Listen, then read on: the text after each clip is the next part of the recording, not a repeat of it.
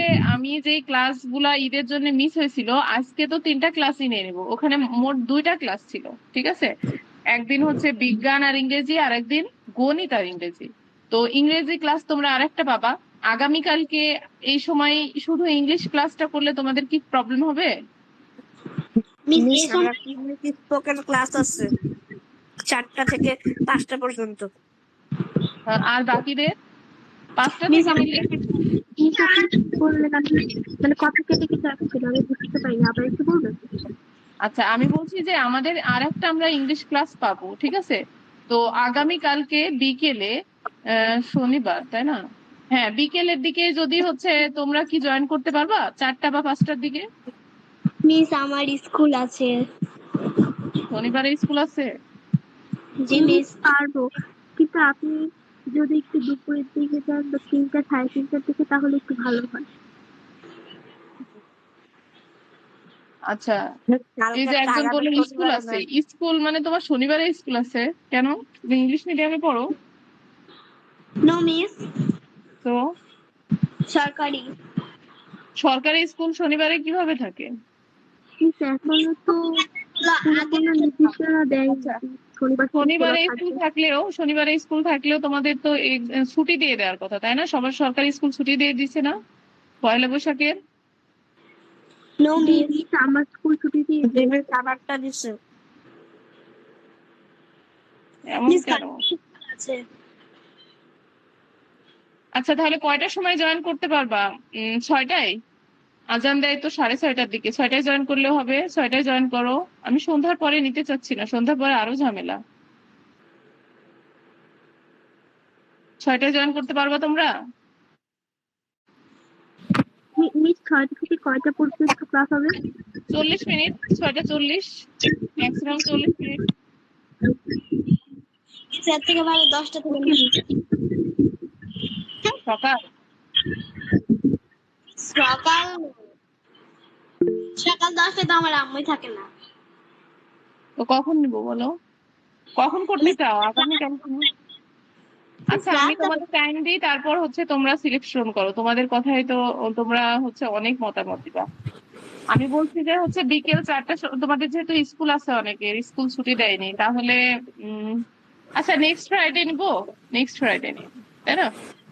ওকে miss. পরের শুক্রবার নেই, এরকমই 3টা বা 4টার দিকে নিয়ে নিবো। আমি আগে নোটিশ দিয়ে দিবো, ঠিক আছে? তাহলে আর কারো ঝামেলা হবে না। এত টাইম মেনটেন একটা ক্লাসের জন্য অত ঝামেলা করা যায়, তাই না? আচ্ছা, পরের শুক্রবার নিয়ে নিবো। 1টা থেকে 2টা পর্যন্ত নিলে ভালো হয়, রাত। আচ্ছা, অযৌক্তিক অসঙ্গতি কথা বলার দরকার নাই। আচ্ছা, তো আমরা নেক্সট ফ্রাইডে নিয়ে নিবো, এরকমই কোনো 4টা বা 5টার দিকে, ঠিক আছে? তাহলে তো আর কারোর প্রবলেম নাই, আছে কি? No miss. মিস আমি শুনতে পাই না, আবার একটু বলবেন? আমি বলছি যে তোমাদের তো ছুটির জন্য 2টা ক্লাস মিস ছিল, মানে 2 দিন। একদিন ইংরেজি আর বিজ্ঞান ছিল, আর একদিন ইংরেজি আর গণিত ছিল। তো ইংরেজি 2টা ক্লাস আমি শেষ করে নি, 2টা ইংরেজি ক্লাস আজকে। তো ইংরেজি, অঙ্ক, বিজ্ঞান 3টা ক্লাসই নিবো। তো আর একটা ক্লাস পাবা শুধু তোমরা। তো ওই একটা ক্লাস নেক্সট ফ্রাইডে, মানে পরের শুক্রবার 4টা বা 5টার দিকে নিব। কারোর কি সে আছে কোনো? মিস 3টা ক্লাস কি এর পরে শুক্রবার একসাথে নেবেন? না না, পরের শুক্রবারে একটা নিব শুধু, মানে শুধু ইংরেজি। ওকে। আচ্ছা, তাহলে চলো আমরা পড়ায় যাই। আর আমি পড়াতে কি বললাম, আমরা হচ্ছে বাংলা ফার্স্ট পেপার একটু ধরবো, আর ক্যাপিটালাইজেশন, পাঞ্চুয়েশন আর ক্যাপিটালাইজেশন করব। আর নাউন প্রোনাউন গুলা থেকে শুরু করে আমরা যখন ভার্বে যাব, মানে দেখবা যে পার্টস অফ স্পিচ দিয়ে তোমাদের সবকিছু করা আছে। হ্যাঁ, গ্রামারে আমি কালকে দেখলাম যে তোমাদের টেন্স শেখানো লাগবে। তো আমি ভার্ব না শিখাইলে তো টেন্স শিখাতে পারবো না। হুম, তো এইভাবেই বাংলা পড়াবেন? বাংলা পড়াবো বলতে? মিস আপনি বললেন বাংলা ফার্স্ট পেপার পড়াবেন। হুম, কি বলছো? আপনি যে বললেন বাংলা ফার্স্ট পেপার পড়াবো। ও, ইংরেজি ফার্স্ট পেপারের কথা বলছি, মানে বইয়ের কথা বলছি। আচ্ছা, আমি স্ক্রিন শেয়ার করি, হ্যাঁ? কে তো মিস? আমরা আগে ক্যাপিটালাইজেশন দেখি, হ্যাঁ, পাঞ্চুয়েশন আর ক্যাপিটালাইজেশন। এটা দেখি। ফুয়াদ আজকে আসেনি, তাই না? ফুয়াদ জয়েন করেনি। মিস পরীক্ষার কথা শুনে বলে জয়েন করেনি। কেন কেন জয়েন করেনি তা তো জানি না, ক্লাস শেষে ওকে নক করবো। তোমরা বিকেলে ঘুমাও? আমার প্রচুর ঘুম পাই। না আমি ঘুমাই।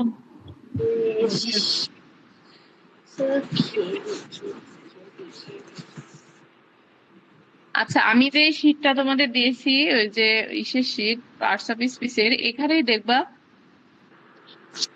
পাঞ্চুয়েশন এন্ড ক্যাপিটালাইজেশন আছে। হ্যাঁ, তো তোমাদের কিন্তু খুব বেশি হার্ড আসবে না এটা। বিরাম মিস কে যেন গ্রুপে আবার হলো কি কি যেন করেছে যে তখন কি আমার কাছে আসেনি ওইটা। মিস কিছু আপনি পরে করেনি তো? আচ্ছা, কিছু তো করেনি, আমি তো দেখছিলাম কিছু করেনি তো। কিছু করেনি, তুমি ওপরের টেক্সট গুলো একটু চেক করবা, ঠিক আছে?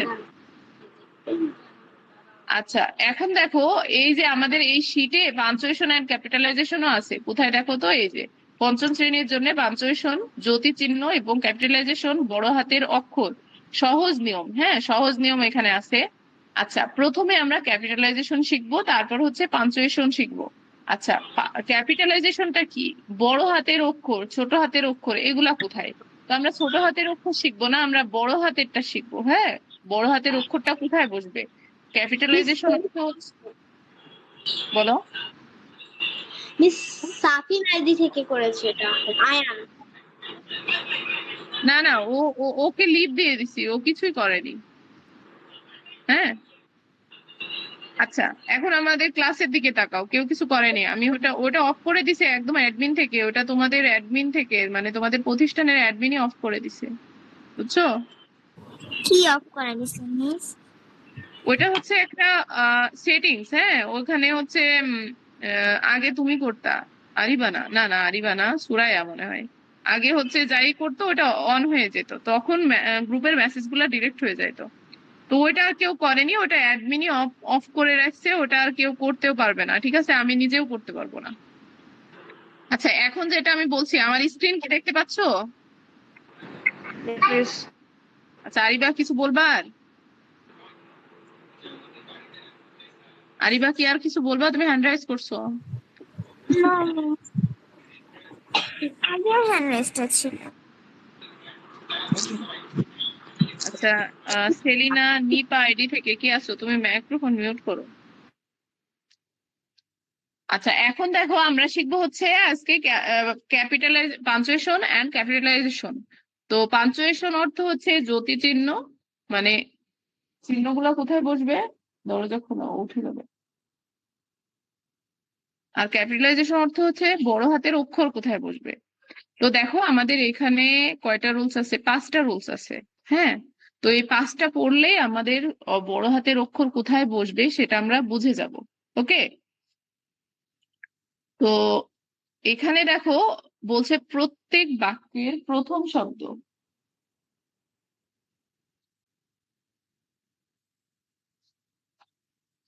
প্রত্যেক বাক্যের প্রথম শব্দ বড় হাতের হবে।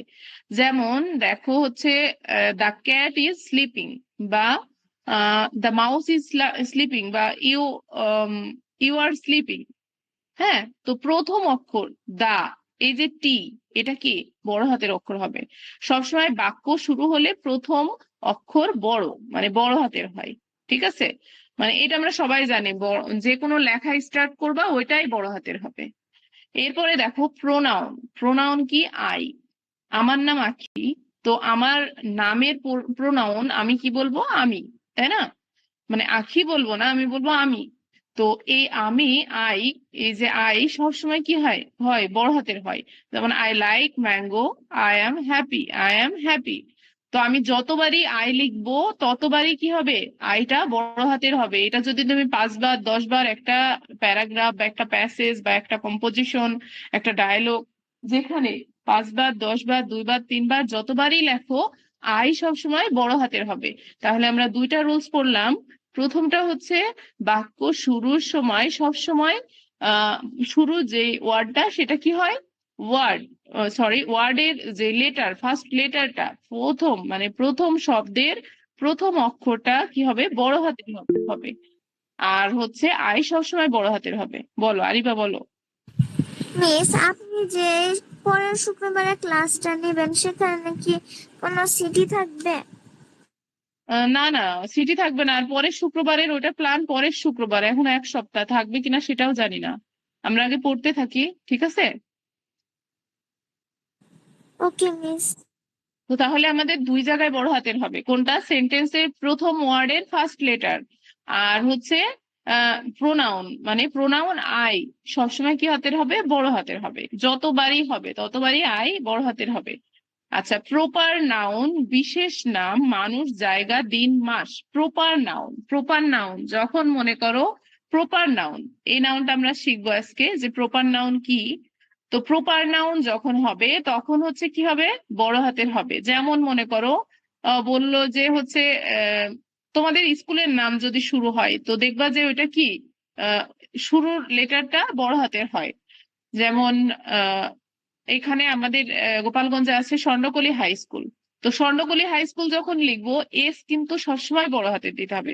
তোমাদের স্কুলের নাম যখনই লিখবা, সেই স্কুলের প্রথম ওয়ার্ডের, সেটা মাঝে হোক আর যখনই হোক না কেন, নামটার প্রথম মানে প্রথম ওয়ার্ডের ফার্স্ট লেটার, প্রথম লেটার, ওইটা কি হবে? বড় হাতের হবে। আচ্ছা, এরপরে বলছে টাইটেল, গুরুত্বপূর্ণ শব্দ প্রথম, শেষ, মাঝের বড় শব্দ হয়। আচ্ছা, এটা খুব একটা ইম্পর্টেন্ট না, এটা তোমরা স্কিপ করে যাবা। এই টাইটেল তোমাদের খুব একটা লাগে না, হ্যাঁ। আচ্ছা, এরপরে দেখো বলছে হলিডে, ফেস্টিভ্যাল, ন্যাশনালিটি এর নাম, মানে এক কথা এই যে প্রপার নাউন। ঠিক আছে, কি প্রপার নাউন? তাহলে আমরা হচ্ছে 3টা জিনিস শিখলাম। বাক্য শুরু হলে বড় হবে আমি, আমি সবসময় বড় হবে। আর প্রপার নাউনে বড় হবে, বা নাম, কে, কোন জায়গায়, এটা কি হবে? বড় হবে। 3টা জিনিস মনে রাখবা। বড় হাতের যে কোনো সেন্টেন্সের কোথায় বড় হাতের হবে? আমি আবারও বলছি, কোথায় বড় হাতের হবে? 3টা জায়গায়। কয়টা জায়গায়? 3টা জায়গায়। একটা, প্রথমটা হচ্ছে আহ প্রথমটা হলো, প্রথমটা হচ্ছে কোন সেন্টেন্সের শুরুতে প্রথম ওয়ার্ডের ফার্স্ট লেটার। আর হচ্ছে দ্বিতীয়টা আই সবসময় বড় হাতের হবে। আর তৃতীয় নাম্বার হচ্ছে আহ কি যেন, প্রপার নাউন সবসময় বড় হাতের হবে। ঠিক আছে, মনে থাকবে?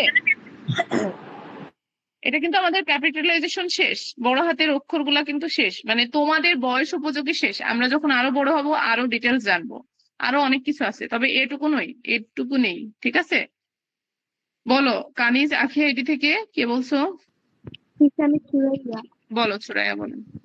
মিস, তাহিন যে ছবি রেজাল্টের ছবিটাকে পাঠিয়েছে ওটার সাথে আনিকার রেজাল্টের কার্ডের সাথে মিল আছে, আপনি একটু ছবিটা দেখেন।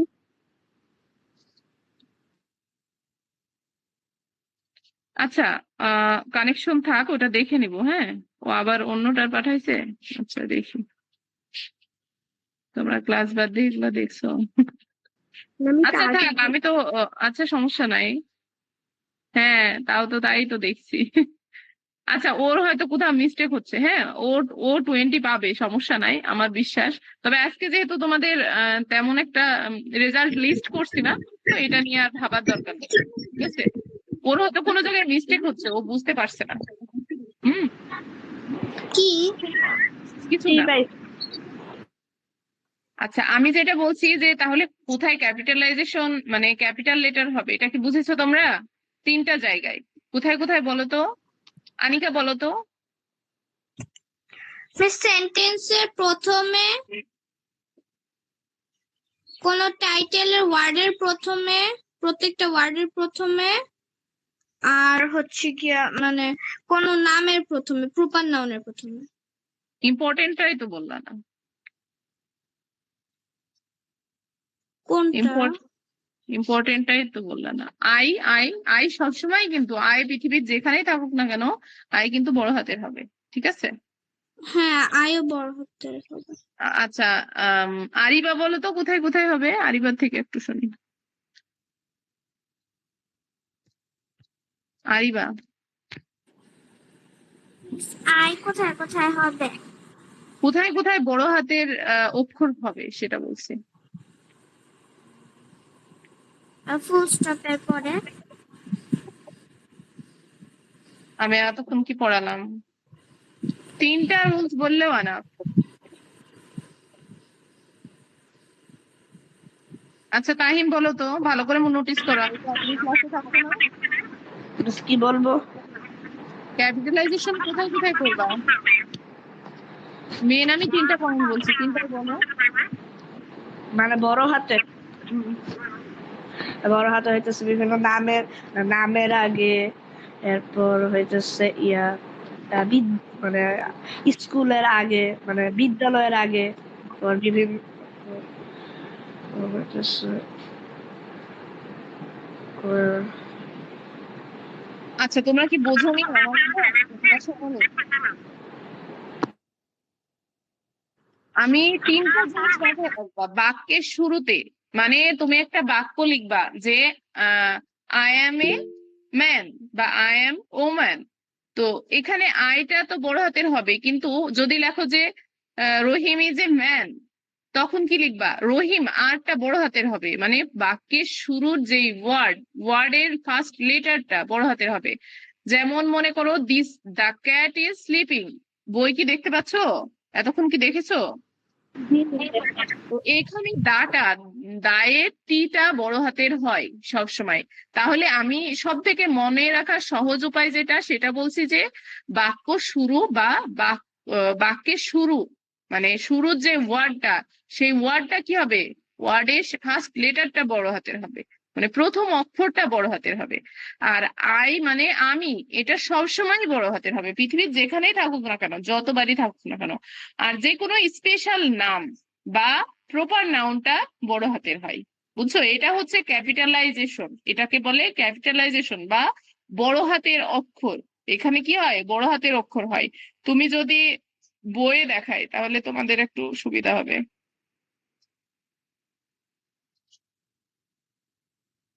দেখো এখানে আমরা প্রথমে বইয়ে যাচ্ছি। হ্যাঁ, বইয়ে দেখো আমাদের এটা, আমি কি বলছি যে প্রথম সেন্টেন্সের প্রথম অক্ষর বড় হাতের হয়। এখানে দেখো রিনা অ্যান্ড ওমর, এটা কি বড় হাতের অক্ষর না? রিনা আরটা কি বড় হাতের অক্ষর। আচ্ছা, they have come to library to read book, এখানে টিটা কি বড় হাতের। ঠিক আছে? তার মানে প্রত্যেকটা সেন্টেন্স শুরুতেই বড় হাতের অক্ষর দিয়ে শুরু হবে। ম্যাম বুঝছো? আসসালামু আলাইকুম। ওয়ালাইকুম আসসালাম। আপনি কোথায় ছিলেন? আমি একটু অসুস্থ। এক্সাম তো শেষ হয়ে গেল। আচ্ছা তুমি ক্লাস করো। তো দেখো এটা বড় হাতের হবে। আর যে কোনো জায়গায় আই লেখা থাকলে, দেখো এই যে এখানে আই অ্যাম আছে, আই যেখানেই থাকুক না কেন আই হবে বড় হাতের। পৃথিবীর যেখানেই আই থাকুক না কেন, যে যে পৃষ্ঠাতেই আই থাকুক না কেন বড় হাতের হবে। বুঝছো? তাহলে আমরা কয়টা রুল শিখলাম? 2টা। যে সেন্টেন্সের শুরু যে ওয়ার্ডটা সেটা বড় হাতের হয়, আর আই হচ্ছে বড় হাতের হয়। মাইক্রোফোন মিউট করো ফুয়াদ। আচ্ছা, এই 2টা। আর 3 নাম্বার আরেকটা আছে, যখন প্রপার নাউন হবে। প্রপার নাউনটা আমরা আজকে শিখবো। তো প্রপার নাউন এই যে এখানে দেখো ওমর অ্যান্ড রিনা, স্পেসিফিক নাম। ঠিক আছে? এটা কি? এটাকে বলে প্রপার নাউন। তো এই প্রপার নাউন কি সেটা শিখবো। প্রপার নাউনের কাছে কি হয়? বড় হাতের হয়। 3টা প্রপার নাউন, আই, আর সেন্টেন্সের শুরুতে বড় হাতের হয়। ক্লিয়ার? মনে থাকবে? লিখে নাও, না হলে লিখে নাও। মনে থাকবে কি তোমাদের? জি আচ্ছা এখন নাবিলা বলো তো কোথায় কোথায় বড় হাতের হবে? আমি যে 3টা পয়েন্ট বলছি সেই 3টাই বলতে হবে।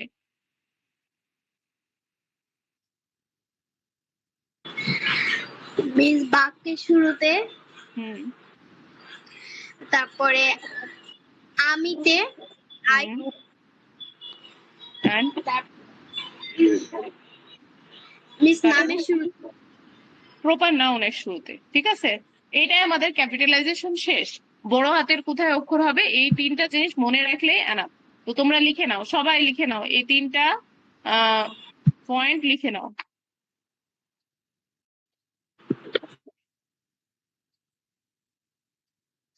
আচ্ছা এখন আমরা পড়বো হচ্ছে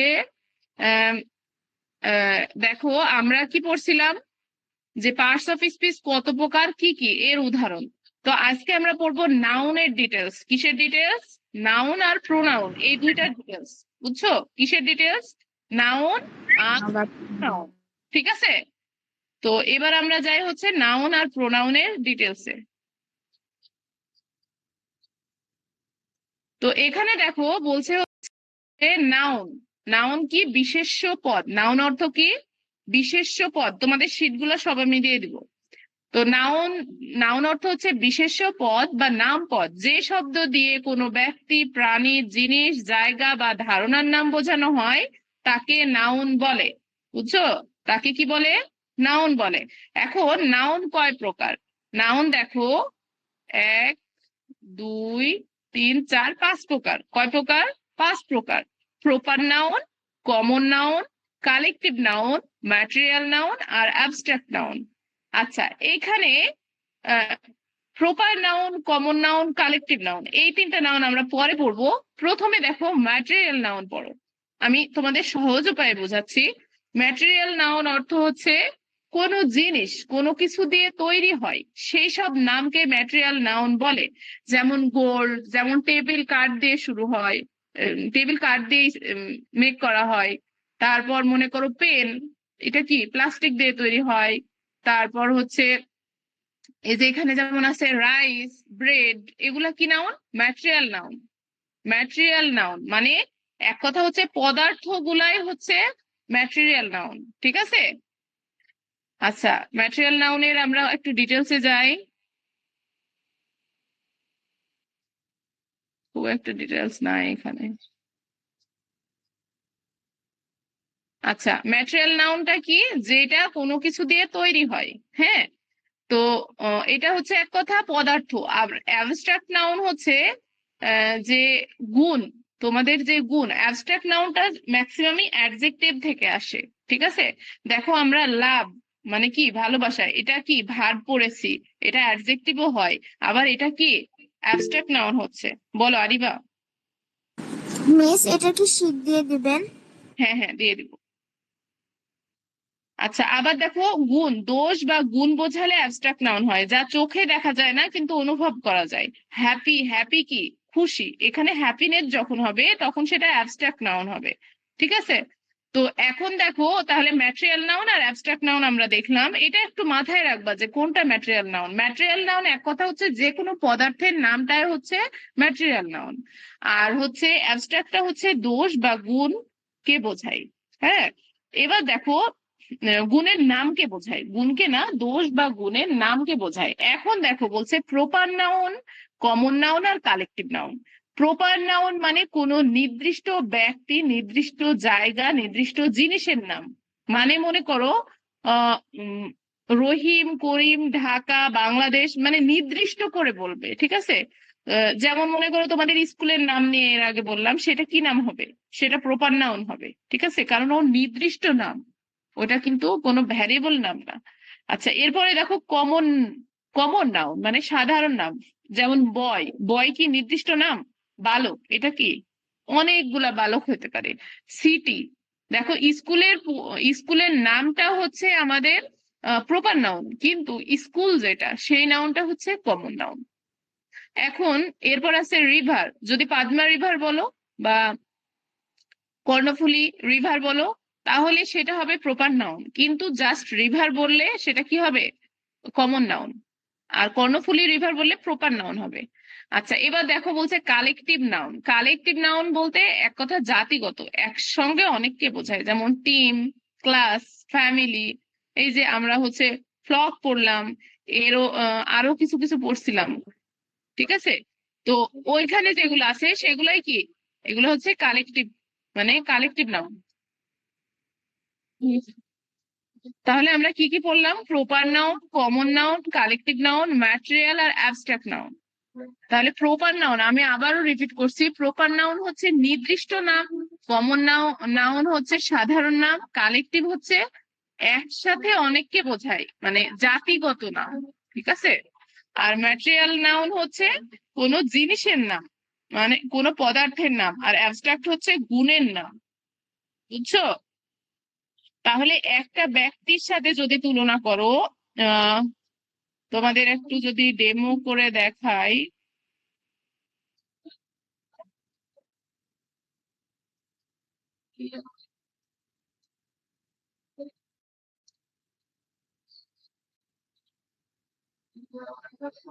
সাজানটা শেষ হয়ে যাক।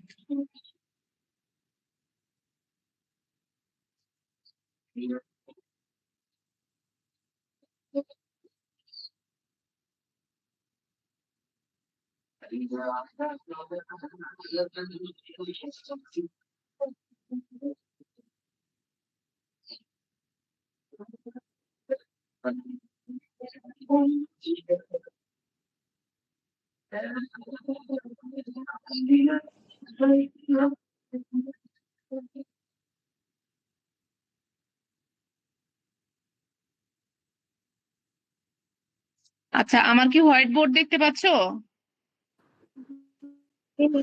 Yes miss. আচ্ছা, তোমাদের একটু সহজ করে বোঝানোর জন্য বা মনে থাকার জন্য আমি যেটা করতে পারি সেটা হচ্ছে,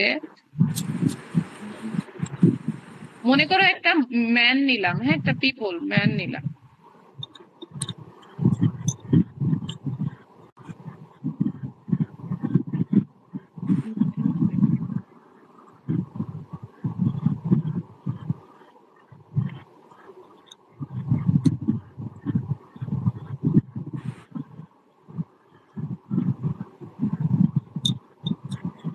আচ্ছা, ইনাকে নিলাম আমি, ঠিক আছে।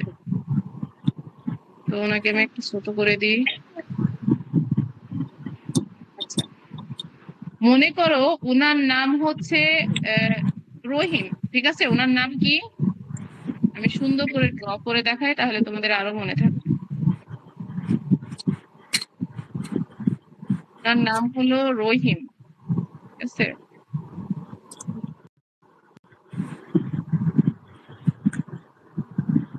মাইক্রোফোন মিউট করো।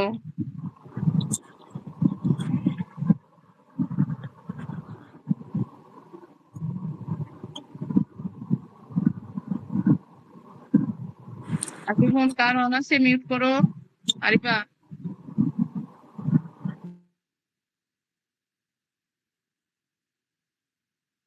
আচ্ছা, আমাদের নাউন কয় প্রকার বললাম? 5 প্রকার। তাহলে আমরা 5টা নাম দিব, ঠিক আছে।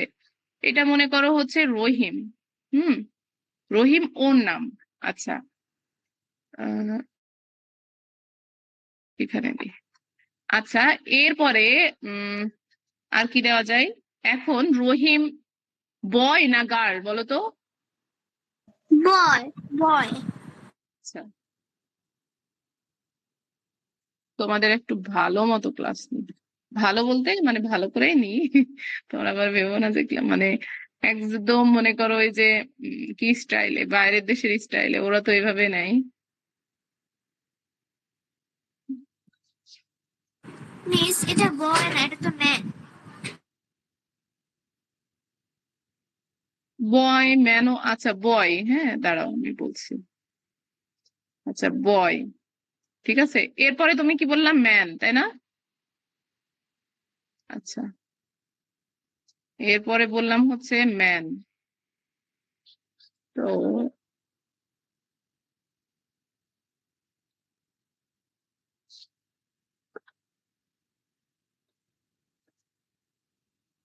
ম্যানও দিলাম। আচ্ছা, এবার আহ দেখো ও একটা কি পরে আছে বলো তো? শার্ট। শার্ট। আচ্ছা, ও একটা পরে আছে শার্ট।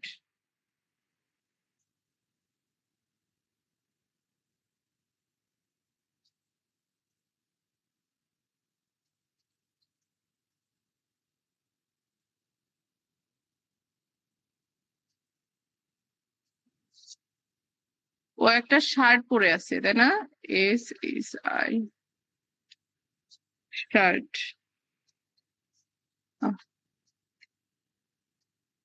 কেটে গেল।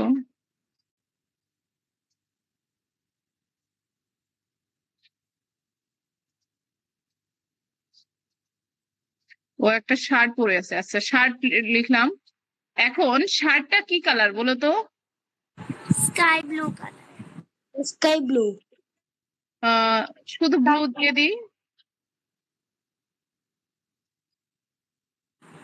ওকে মিস।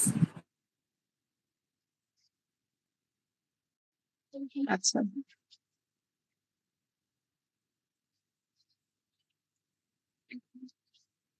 আর একটা লিখলে হয়ে যাবে।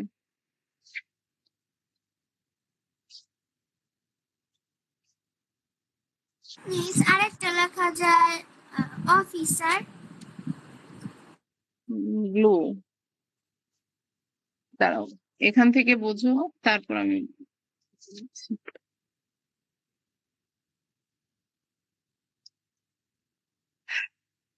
আচ্ছা, ওকে ডান। এখন দেখো আমি একটু সুন্দর করে দিই। আচ্ছা, এখানে দেখো আমরা একটা কি নিলাম, ম্যান নিলাম, তাই না? এটা কি, প্রথমে ও একজন মানুষ, তাই না? এখন ওর নাম দিলাম রহিম।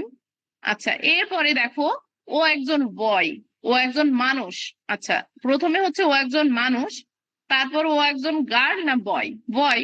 আচ্ছা, এরপরে হচ্ছে রহিম, আর এরপরে হচ্ছে ও একটা শার্ট পরে আছে। আচ্ছা, শার্টটা তো এখানে না, শার্টটা এখানে। আচ্ছা, শার্ট পরে আছে, এবার শার্টটা ব্লু কালার। এখন বলো, আমি এখান থেকে আগে বুঝাই, তারপরে যদি নাম চেঞ্জ করি তখন বলবা।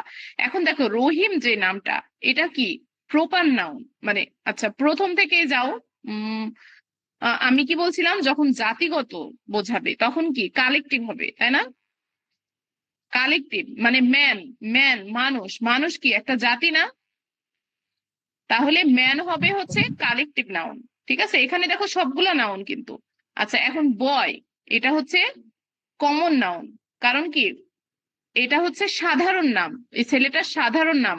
আর জাতিগত, ও মানুষ না পশু, ওটা জাত, ও হচ্ছে জাতিগত হচ্ছে না তখন, এই জন্য হচ্ছে ও জাতিগত নামটা হচ্ছে মানুষ, আর সাধারণ নাম হচ্ছে বয়, আর স্পেসিফিক ওর নিজের নাম, ওর নিজের নির্দিষ্ট নাম রহিম। ঠিক আছে, এখন ও একটা ম্যাটেরিয়াল পরে আছে, কি পরে আছে, শার্ট, বা এখানে হচ্ছে প্যান্টও পরে আছে, একটা বেল্ট পরে আছে। এখন দেখো শার্টটা কি কালার, এটা গুণ, শার্টের গুণ, বা ও দেখতে কি কালার, এখানে যদি তুমি ওর চুলের কালার দিতা, ঠিক আছে, তখনও হয়তো ব্লুটা ওর শার্টের কালার, তাহলে ব্লুটা হচ্ছে গুণ, শার্টের গুণ, বা ওর শার্টের গুণ, তখন ওইটা ব্লুটা হবে অ্যাবস্ট্রাক্ট। আমি কি বলছি যে গুণ হলে অ্যাবস্ট্রাক্ট নাউন, তাহলে এটা হবে অ্যাবস্ট্রাক্ট। আর হচ্ছে এখানে শার্টটা হবে কি ম্যাটেরিয়াল, আর জাতিগত যেটা ম্যান, এটা হচ্ছে কালেকটিভ, বয় হচ্ছে কমন, আর রহিম হচ্ছে কি বলতো, রহিম হচ্ছে প্রপার। তাহলে রহিম প্রপার, আর বয় হচ্ছে কমন, আর ম্যান হলো কালেকটিভ, আর শার্ট হলো ম্যাটেরিয়াল, ব্লু হচ্ছে অ্যাবস্ট্রাক্ট। ক্লিয়ার? আমার মনে হয় না যে তোমাদের আর এর মধ্যে কোনো ডিস্টেন্স বোঝা লাগবে। বুঝেছো কি? হার্ড লাগলো না ইজি লাগলো? ইজি ছিল। এইরকম এইভাবে তুলনা করবা, মনে করো এই যে পিকচারটা, এটা তোমার মাথায় গেঁথে নিবা। তোমাদের কখনো যদি নাম আইডেন্টিফাই করতে বলে, তখন এইভাবে এটা একজনের মাথায় রাখবা। এই যে রহিমকে দেখালাম, এটাই মনে করো তুমি মাথায় গেঁথে নাও। এবার তুমি যখন বইয়ে চলে যায়, চলো আমরা বইয়ে চলে যাই, বইয়ে দেখি। মনে করো এখানে আচ্ছা, এখানে মনে করো হচ্ছে এই সেন্টেন্সে আমরা দেখবো যে কয়টা নাউন আছে আর কি কি আছে। ঠিক আছে, দেখো আই, আই কি, এটা নাউন না, এটা কি নাউন না, নাউন না। ফাইন্ড হচ্ছে ভার্ব, নাউন না কেন সেটা, এটা প্রোনাউন। আচ্ছা, এখন দেখো সায়েন্স, সায়েন্স কি নাম বলো তো, সায়েন্স, সায়েন্স কিন্তু নাউন। সায়েন্স ফ্রিকশন, এখানে পুরোটাই নাম। এটা হচ্ছে কমন নাউন, কি নাউন, কমন নাউন, কারণ কমন, সায়েন্স কি কমন না, এটা জাতিগত না, কিন্তু কোনো জাতি না, সায়েন্স কিন্তু কোনো জাতি না, বিজ্ঞান কোনো জাতি না। সায়েন্স হচ্ছে কমন নাউন, সায়েন্স ফ্রিকশনই কমন নাউন। এখন ইন্টারেস্টিং, ইন্টারেস্টিং এটাও কিন্তু কি নাউন। ঠিক আছে, এটা হচ্ছে অ্যাবস্ট্রাক্ট নাউন। বুঝছো, এটা কি নাউন, অ্যাবস্ট্রাক্ট নাউন। এখন দেখো এখানে যে রূপা, এটা কি নাউন, এটা হচ্ছে প্রপার নাউন। রূপা কি নাউন, প্রপার নাউন। আর কি আছে এখানে? এখান থেকে আমরা এইভাবে আইডেন্টিফাই করতে পারবো। কারণ কিভাবে তুমি তুমি আগে প্রশ্ন করবা, এই যে রিনা, রিনা কি? এটা স্পেসিফিক একজনকে বোঝায়, না অনেকজনকে বোঝায়, না বস্তু বোঝায়, না গুণ বোঝায়? ঠিক আছে, কোনটা বলো তো? রিনা দিয়ে কি বোঝায়? একজন ব্যক্তিকে বোঝাচ্ছে। নির্দিষ্ট একজন ব্যক্তিকে বোঝাচ্ছে, তাই রিনা কি নাউন? Proper noun. বুঝছো? তাহলে রিনা কোন নাউন? Proper noun. কিন্তু সায়েন্স ফ্রিকশন, এটা হচ্ছে সায়েন্স কি একটা কমন, তাই না? সায়েন্স কি কমন, তাই সায়েন্স ফ্রিকশনকে কি বলবো? Common noun. এবার এবার হচ্ছে কমন নাউন। এবার কালেকটিভ, এখানে কালেকটিভ নাউন নাই সম্ভবত। আচ্ছা, কালেকটিভ নাউন, এই যে ফ্যামিলি, ফ্যামিলি কি? ফ্যামিলিও হচ্ছে কমন নাউন, ফ্যামিলি কোনো জাতি না। ঠিক আছে। এই যে নেইবারহুড, না নেইবার, নেইবার হচ্ছে, নেইবারও কমন নাউন। এখানে হচ্ছে কালেকটিভ নাউন নাই। বলো। মিস আপনি কি এই ভার্বের টিকটা দিয়ে দিবেন গ্রুপে? হ্যাঁ, দিয়ে দিব। আচ্ছা, এটা গেল হচ্ছে, এখানে কালেকটিভ নাউন নাই, কিন্তু এখানে দেখো বুক যখন বলবা, বুক কি নাউন বলো তো? বুক কি নাউন? কে বলতে পারে বলো? বুকস, বুকস কি নাউন? কোন প্রকার না বলো? Common noun.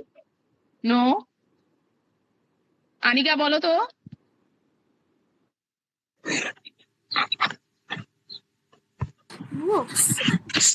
হুম,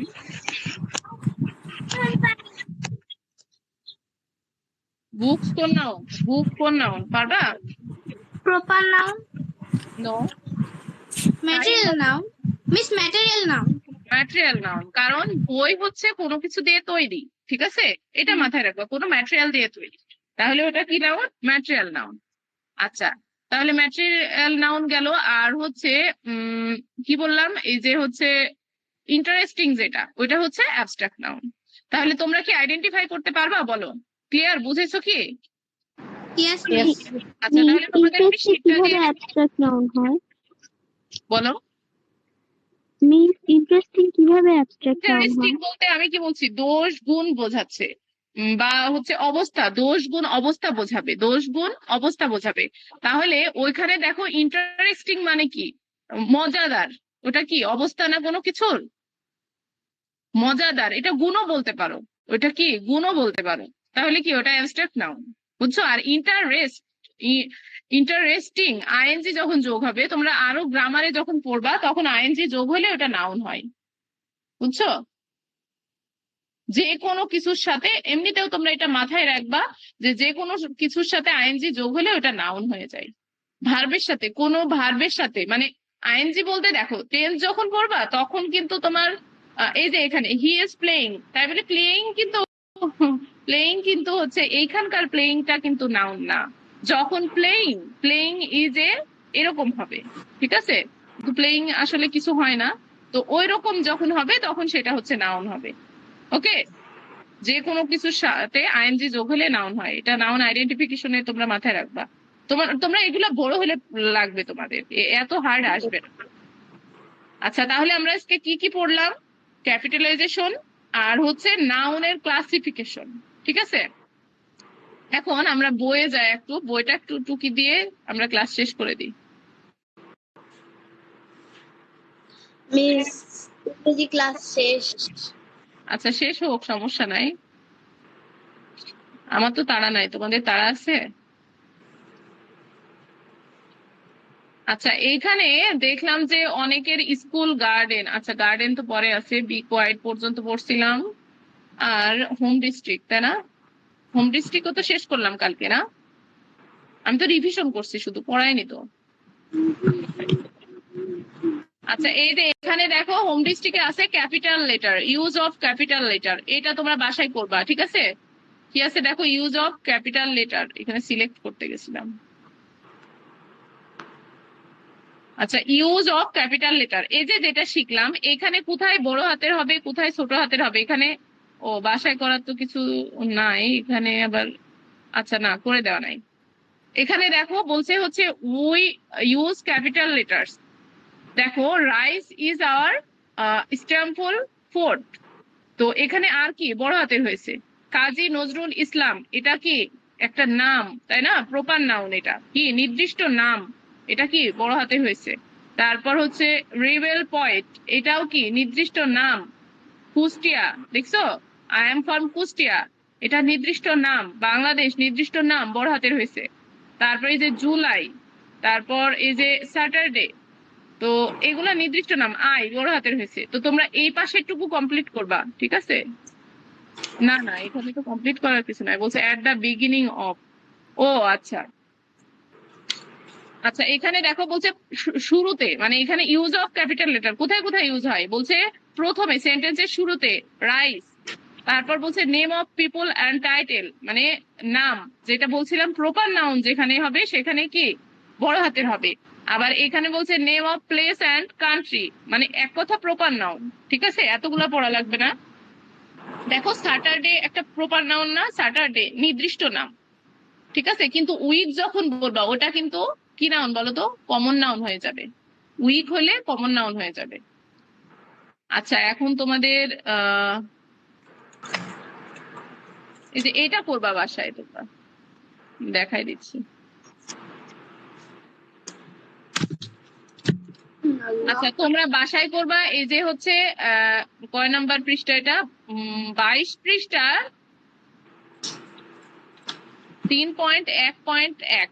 হ্যাঁ, এই যে use capital letter where necessary, এটা করবা বাসায়। ওকে, বুঝে বুঝে করবা, একটু কাইন্ডলি দেখে করবা না। না আমি বানাই দেবো বলো, এটা এটা করলে তো তোমরা হচ্ছে দেখে করবা। মিস আপনি বানায় দেন। আচ্ছা, আমি তাহলে বানাই দেবো না, এরকম 10টা সেন্টেন্স তোমরা ওখানে ক্যাপিটালাইজেশন করবা, ঠিক আছে, just capitalization. Okay miss. Okay, তো তাহলে তোমাদের এইটাই হোমওয়ার্ক। হ্যাঁ, যে তোমাদের শীটটা দিবা সেটা পড়বা, নাউনের ক্লাসিফিকেশন আর ক্যাপিটালাইজেশনের রুলস গুলা পড়বা। এগুলো কিন্তু তোমাদের সারা জীবন লাগবে। সারা জীবন বলতে, সারা জীবন বলতে তোমাদের জব এক্সামেও লাগবে, বুঝছো? তুমি যদি বিসিএস ক্যাডার হতে চাও, বিসিএস ক্যাডারেও আসে কিন্তু use of capitalization and punctuation. হ্যাঁ, এগুলা কিন্তু আসে, ওদের কখন যেটা মন চায় সেটা দিয়ে দেয়। তবে এতটা ইজি আসে না, ক্লাস 5 এর মতো আসে না, একটু হার্ড আসে, ক্লাস 10 এর মতো আসে। এই তো ইংলিশ ক্লাসের আর কোনো কোনো কোশ্চেন আছে বোঝনি, বা ক্লাসের হোমওয়ার্ক বোঝনি এমন কিছু? No miss. ওয়ার্ক বুঝেছো? Yes miss. ম্যাম। আচ্ছা, তো ঠিক আছে, যারা ইংলিশে আসছো, জাস্ট ইংলিশে আসছো, তারা লিভ নিতে পারো। মিস এরপরে কি গণিত ক্লাস? হ্যাঁ, এরপর গণিত। তোমরা হচ্ছে একটা কাজ করবা, তোমরা no. আচ্ছা, তোমরা হচ্ছে আগে টেক্সট গুলো একটু দেখবা, ঠিক আছে, তাহলে তোমাদের এত কোশ্চেন থাকবে না।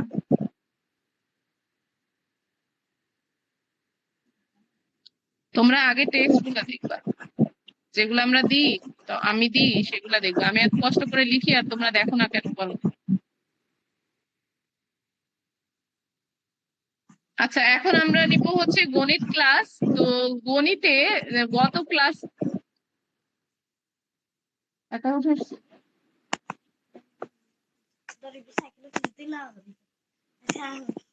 আচ্ছা, তোমাদের যা পড়াইছিলাম ওর মধ্যে কি কোনো প্রবলেম আছে কি?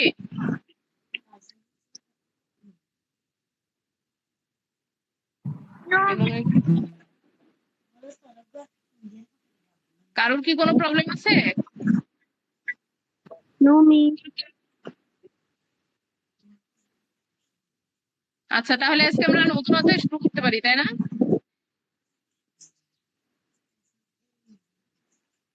আমরা চতুর্থ অধ্যায় করার পরে আমি তোমাদের সিলেবাস দিচ্ছি, কিন্তু তোমরা সবাই সিলেবাস দেওনি তো, ম্যাথ সিলেবাসটা সবাই দেওনি কেন বলো? মিস আমি দিয়েছি তো।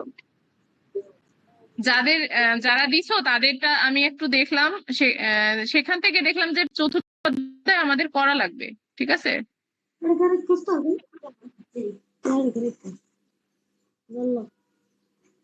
আচ্ছা, এবার ফুয়াদ বলো তো তোমার কি অবস্থা, কি হয়েছে?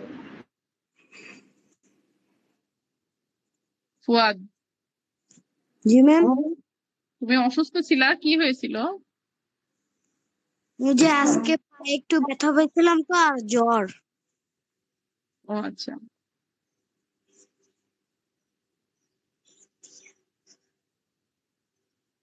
আচ্ছা ক্লাস কি বুঝেছো? ইংলিশ ক্লাস কি বুঝেছো? জি ম্যাম। আচ্ছা, আমরা ম্যাথে চলে যাই এখন।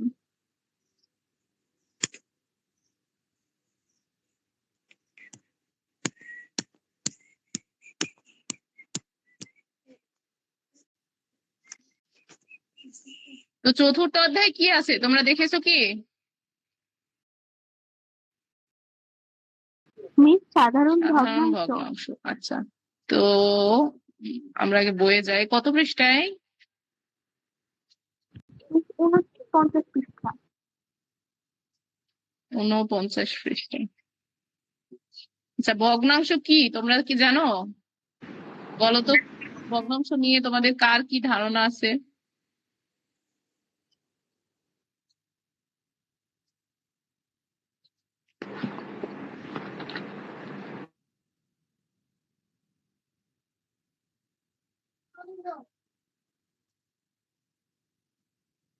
49 পৃষ্ঠায় না?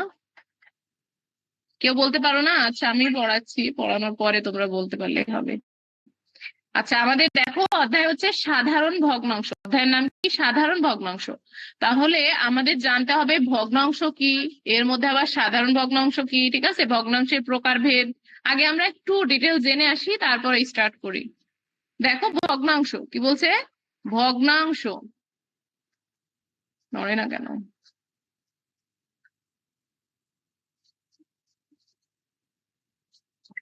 মিস বলো। ভগ্নাংশ কি তা বলতে পারবো? এখন আর বলতে হবে না, আমি বলি, তারপর সুন্দর করে মাথায় রাখো। আমিও পারবো। দেখো হচ্ছে ভগ্নাংশ কি। হ্যাঁ, তো ভগ্নাংশ কি? ভগ্নাংশ হলো একটি সংখ্যা যা পুরো সংখ্যাকে সমান কয়েকটি ভাগে ভাগ করা হয়। এক কথা হচ্ছে ভাগের অংশকে ভগ্নাংশ বলে, ঠিক আছে? কিসের অংশকে? ভাগের অংশ। আমরা যদি একটু দেখাই তোমাদের এখান থেকে একটা পেজ নিই।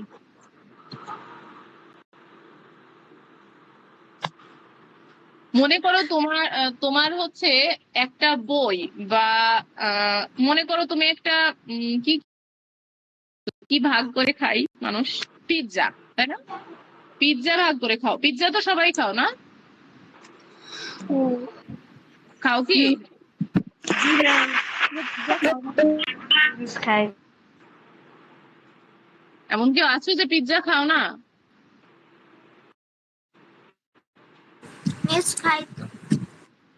আচ্ছা, তাহলে আমরা এখান থেকে একটা পিৎজা নিয়ে তারপর দেখাই।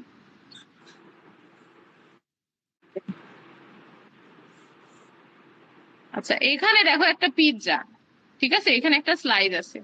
এখন আমি কি বললাম? ভগ্নাংশ অর্থ হচ্ছে ভাগের অংশ। এই পিৎজাটা মনে করো তোমরা 6 জন, 5 জন, 8 জন খাবা, তাহলে আমাকে ভাগ করতে হবে। তো এই যে মনে করো আমাদের আমাদের এখানে হচ্ছে আমাদের 5 জন মানুষ আছি আমরা, তো 5 জনকে পিৎজাটা ভাগ করে দিব। তো ভাগ করলে এরকম একটা স্লাইস পাবো, তাই না? এই যে স্লাইসটা কি একটা ভাগের অংশ না? এটা কিসের অংশ? ভাগের অংশ। তো এই ভাগের অংশটাকে ভগ্নাংশ বলবো। এখন পুরো পিৎজাটা যদি 1 হয় আর এটা হচ্ছে 5 ভাগের 1 ভাগ হয়, তাহলে আমরা লিখবো 1/5, ঠিক আছে? তো এইভাবে হচ্ছে পুরো ভাগের অংশকেই ভগ্নাংশ বলবো আমরা। এখন দেখো ভগ্নাংশের দুইটা অংশ থাকে। কি থাকে? একটা, এই যে এখানে পিৎজা তো আছে, মানে মিলে গেছে। দেখো বলছে একটা পিৎজাকে সমান 4 ভাগে ভাগ করলে 1 ভাগে লেখা হয় 1/4।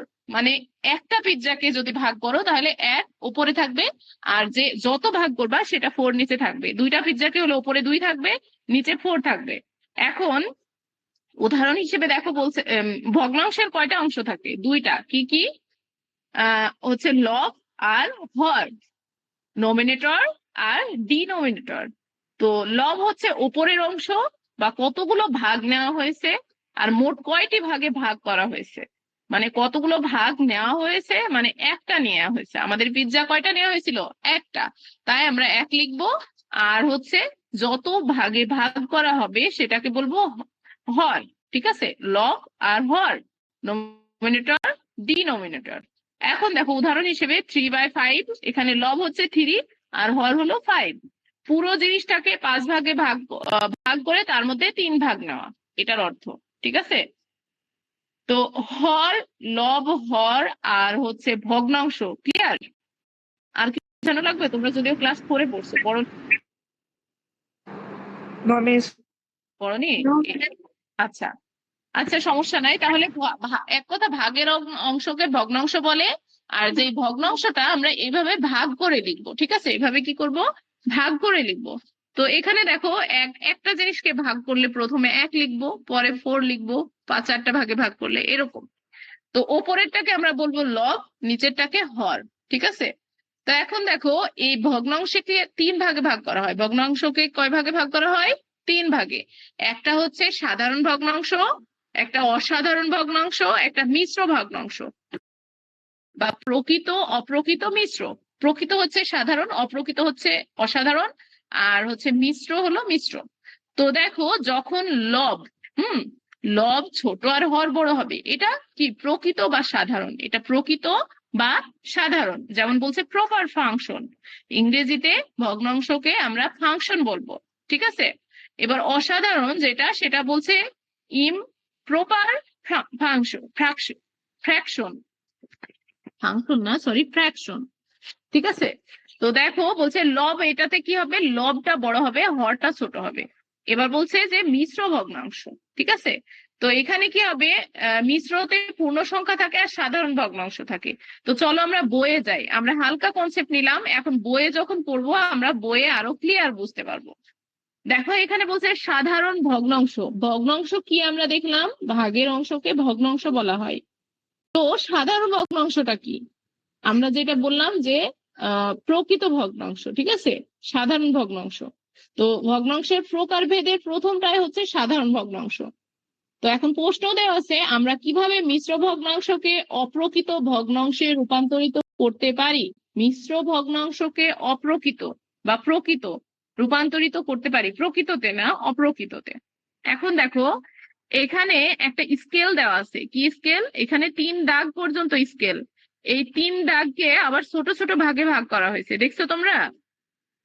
একটা স্কেলকে 3টা দাগে ভাগ করা হয়েছে, তারপরে এটাকে কি করছে? ছোট ছোট ভাগে ভাগ করা হয়েছে। বুঝছো? বলো, দেখতে পাচ্ছ কি? আচ্ছা, রাফি কি বলে দেখো, রাফি বলছে যে মিশ্র ভগ্নাংশকে অপ্রকৃত ভগ্নাংশে রূপান্তরিত করতে হলে হরগুলো পূর্ণ অংশ দ্বারা গুণ করে লবের সঙ্গে যোগ করি, প্রাপ্ত সংখ্যাটিকে লব হিসেবে বসাই, আর হর একই থাকবে। আচ্ছা, তোমাদের 4-এ হচ্ছে ছিল না, না ভগ্নাংশ ছিলই না? ছিল তো। হ্যাঁ। তো দেখো এখানে তুলি তো বলছে যে চতুর্থ শ্রেণীতে আমরা প্রকৃত, অপ্রকৃত আর মিশ্র ভগ্নাংশ সম্পর্কে জেনেছি।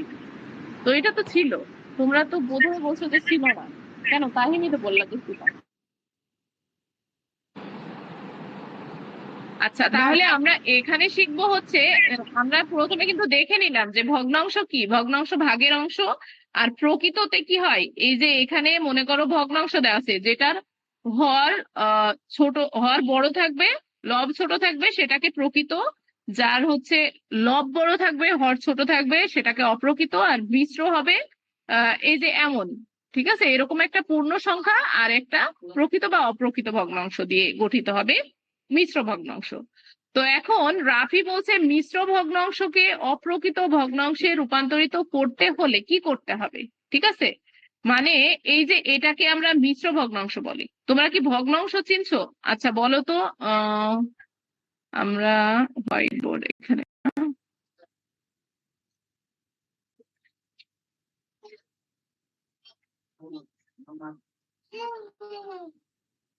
ও ছোটটা নেবে।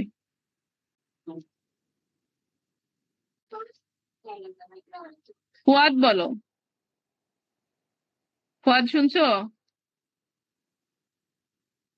ফুয়াদ কি শুনতে পাচ্ছ? জি ম্যাম। 1/2 এই ভগ্নাংশটাকে তুমি কি ভগ্নাংশ বলবা? প্রকৃত, অপ্রকৃত, মিশ্র? কোনটা? মিশ্রণ। 1/2। 1/2। আবার লিখে দিচ্ছি, বলো। দ্রুত দ্রুত ফুয়াদ, এটা খুবই ইজি, আমি মাত্র পড়ালাম, তুমি কি ক্লাস করছো না? জি ম্যাম। তাহলে এটা বলো কোন ভগ্নাংশ এটা? মিস আরেকবার বলেন। আমি বলছি 1/2, এটা কোন ভগ্নাংশ, কোন প্রকার ভগ্নাংশ, কোন ভগ্নাংশ, মানে প্রকৃত অপ্রকৃত না মিশ্র? মিশ্র। আবার বলে মিশ্র। আচ্ছা, এখানে হর কে আর লব কে বলো তো, 1 কি আর 2 কি? 1 হর। 1 হচ্ছে হর। হর, আর 2 লব। এই শিখালাম আমি। তাহিম বলো তো। মিস 1 হবে লব, 2 হবে হর। আচ্ছা, আর এটা কি ভগ্নাংশ? এটা প্রকৃত অপ্রকৃত মিশ্র কোনটা? প্রকৃত। গুড। আচ্ছা, ক্লাসে কিন্তু মনোযোগী থাকতে হবে ফুয়াদ, এরকম করলে কিন্তু হবে না। আমি বারবার বলছি ভাগের অংশকে ভগ্নাংশ বলে, মানে এটা দেখো একটা ভাগের অংশ, তাহলে কি এই যে স্লাইস, মনে করো এই স্লাইস হচ্ছে 1/5, তাহলে যখন হর বড় হবে লব ছোট হবে, হর বড় লব ছোট, এই যে আমি এখানে সুন্দর করে বললাম, তখন কি সাধারণ ভগ্নাংশ, হর বড় আর লব ছোট, তখন সেটা সাধারণ বা প্রকৃত ভগ্নাংশ। যখন লব বড় হবে হর ছোট হবে, সেটা কি হবে, অসাধারণ বা অপ্রকৃত ভগ্নাংশ। আর মিশ্র হবে যখন পূর্ণ সংখ্যা দিয়ে থাকবে, যখন পূর্ণ সংখ্যা দিয়ে, এই যে এটা হচ্ছে মিশ্র ভগ্নাংশ, তুমি ওটা মিশ্র ভগ্নাংশ বারবার কেন বলছো? আচ্ছা, এখন আমরা যেটা শিখবো, আমরা কি আইডেন্টিফাই করতে পারবো সবাই যে কোনটা কোনটা প্রকৃত, কোনটা অপ্রকৃত, আর কোনটা মিশ্র?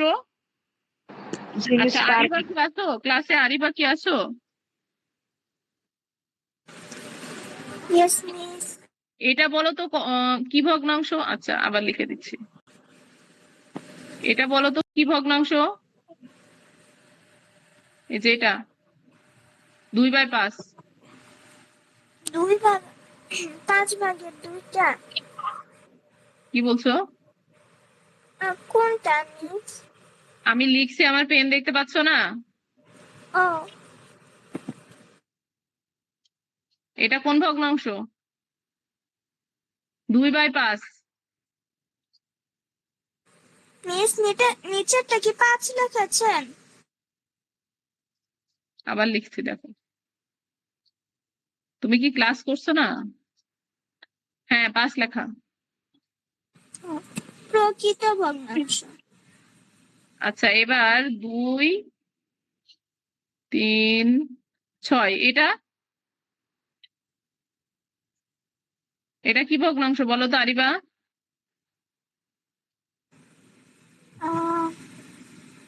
উপরেরটা কি 6?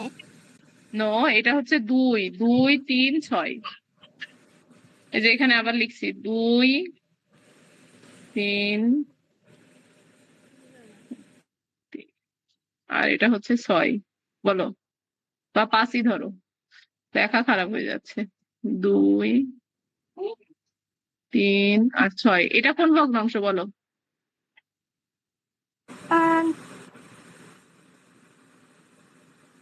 প্রকৃত অপ্রকৃত না মিশ্র? মিশ্র। মিশ্র। এত কষ্ট হচ্ছে বলতে, বুঝোনি? আচ্ছা, বোঝোনি, তোমরা আইডেন্টিফাই করতে পারবা কোনটা প্রকৃত অপ্রকৃত আর মিশ্র ভগ্নাংশ? আমি তো বুঝেছি। আচ্ছা, দেখ আমি কি বললাম, যে ভগ্নাংশ দেখো এইরকম একটা পাবা আর এইরকম একটা পাবা। হ্যাঁ, তো এইটা হচ্ছে প্রকৃত বা অপ্রকৃত হবে, আর এইটা হবে হচ্ছে মিশ্র। ঠিক আছে, তো প্রকৃত আর অপ্রকৃত কিভাবে বুঝবো? যখন হর বড় হবে, এক কথা, যখন হর বড় হবে তখন হচ্ছে ওটা হবে প্রকৃত, আর যখন হর ছোট হবে তখন অপ্রকৃত। ঠিক আছে, ক্লিয়ার? বুঝবা এবার? কি পারবা সবাই? জি মিস পারবো। আচ্ছা, এখন আমাদের আমাদের এখানে অঙ্ক হচ্ছে যে মিশ্র ভগ্নাংশকে অপ্রকৃত ভগ্নাংশে রূপান্তরিত করতে বলছে। এই যে এটা মিশ্র, এটাকে আমাদের অপ্রকৃত, মানে ওর লব বড় হবে আর হর ছোট হবে। ঠিক আছে, এরকম ভগ্নাংশে রূপান্তরিত করতে বলছে। তাহলে রূপান্তরের সূত্রটা কি? রূপান্তরের সূত্র হচ্ছে মিশ্র ভগ্নাংশকে অপ্রকৃত ভগ্নাংশে রূপান্তরিত করতে হলে হরকে পূর্ণ সংখ্যা দিয়ে গুণ করে লবের সঙ্গে যোগ করি, প্রাপ্ত সংখ্যাটিকে লব হিসেবে বসাই, হর একই থাকবে। দেখো এখানে আমি অঙ্কটা আগে তুলে নিই, ঠিক আছে। এখানে 2 আর 1/4।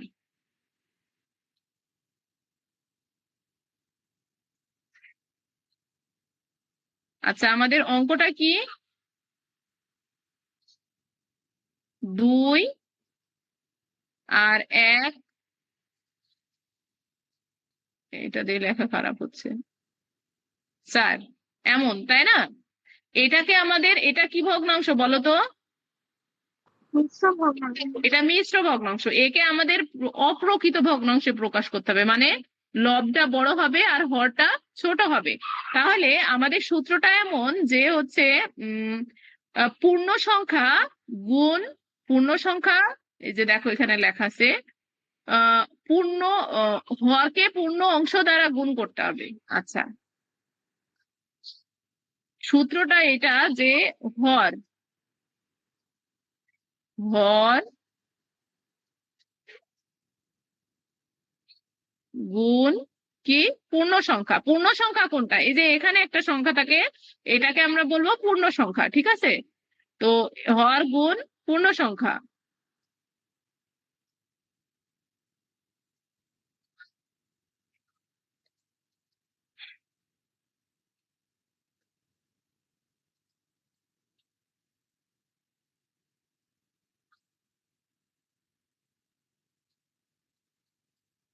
পূর্ণ সংখ্যা। বুঝতে পারছো কি?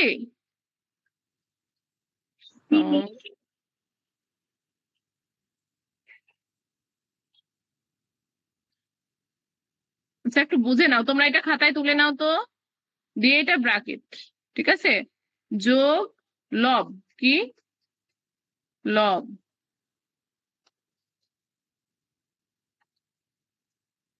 আচ্ছা, এবার নিচে হবে হচ্ছে হর, নিচে হরটা হরই থাকবে, ঠিক আছে, হরের কোনো চেঞ্জ হবে না।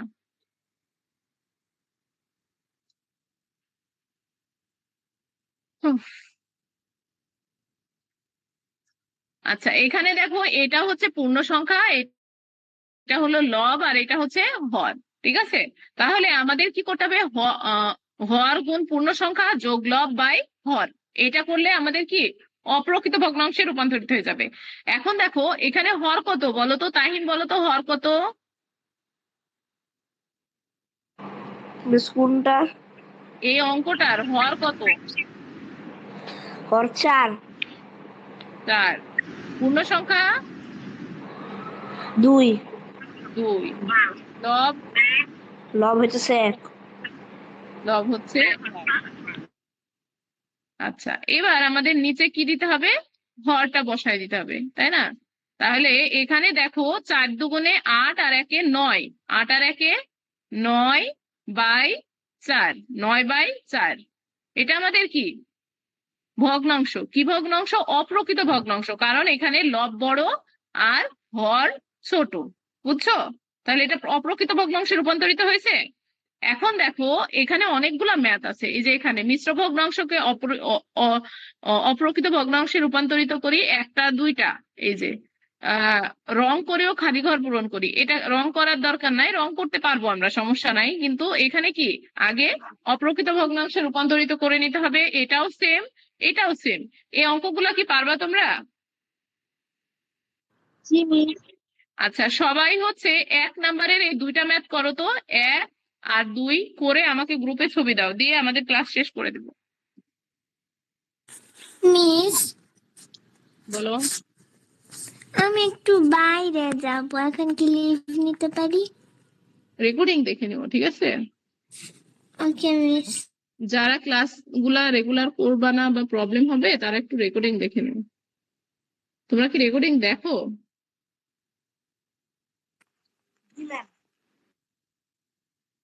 আচ্ছা, অঙ্কটা করে তোমরা একটু দাও তো গ্রুপে, দুইটা অঙ্ক।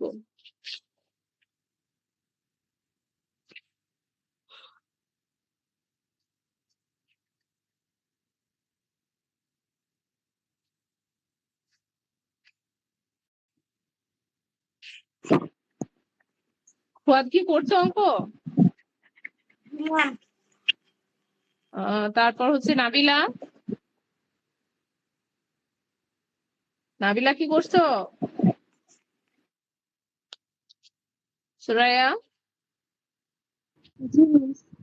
আর তাহিম? জি মিস, আমাদের কি বলছিল? এটা দিয়ে দাও দ্রুত।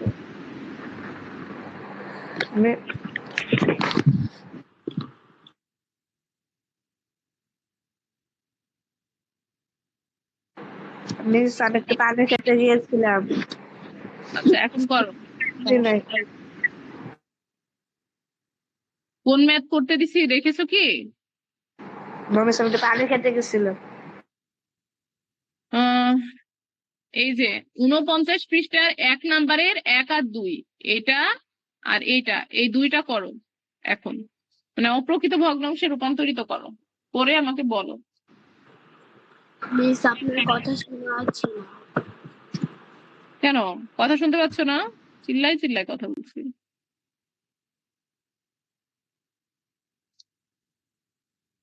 শুনতে পাইছো তাহিম? জি মিস।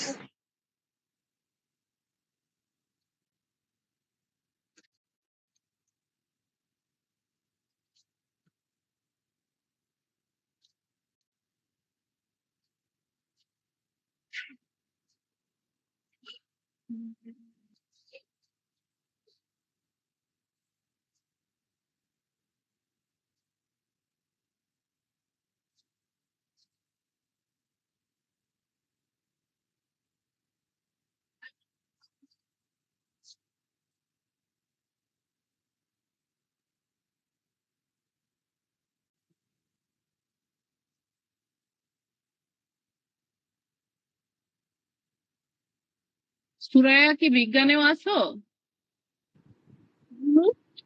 তুমি কি বিজ্ঞান ক্লাসেও আছো? বিজ্ঞান ক্লাসের জন্য রেজিস্ট্রেশন করা আছে তোমার? No miss. আচ্ছা আচ্ছা। আরিবা বিজ্ঞান ক্লাস করে, তাহিম বিজ্ঞান ক্লাস করে, আর হচ্ছে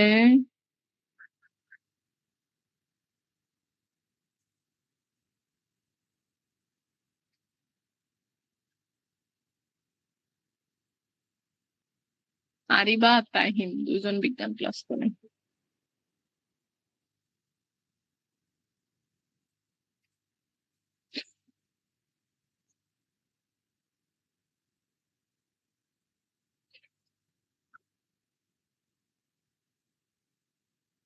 কি সমস্যা?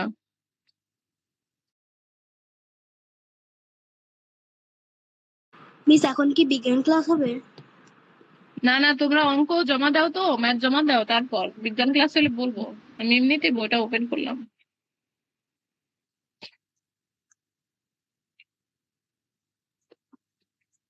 হয়েছে কি, গ্রুপে ছবি দিয়ে দিও।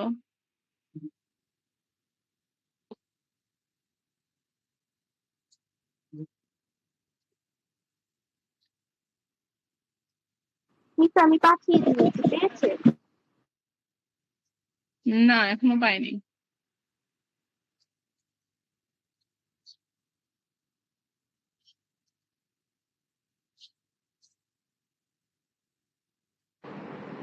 মিস আমার 2 মিনিট লাগবে।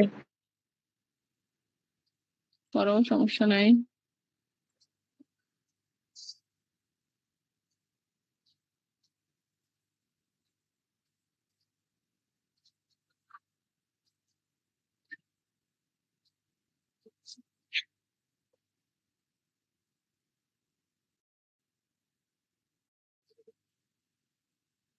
টাইম মিস অনেক এখন সুন্দর ক্লাস পেয়েছে? করে, বাকিরা শুধু হচ্ছে ক্যামেরা অফ করে রাখো, তারপর এটা করো। হ্যাঁ সুরায়ার পেয়েছি। সুরায়া হচ্ছে 1 3 যোগ 2 5/3। হ্যাঁ হয়েছে। বুঝেছো কি সুরায়া? জি মিস। সুন্দর হয়েছে।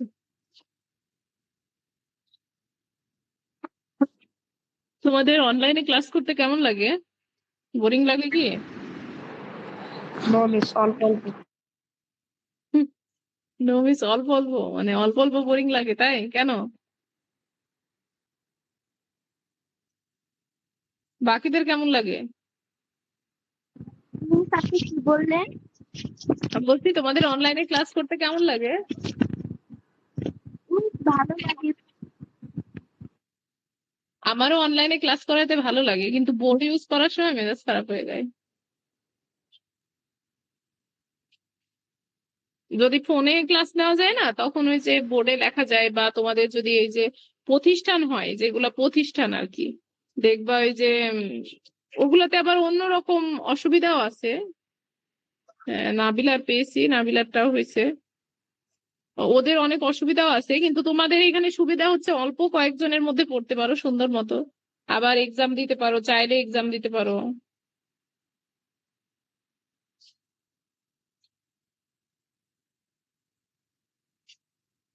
ফুয়াদ, তোমার হয়নি? জি ম্যাম, দিচ্ছি। দিয়ে দাও।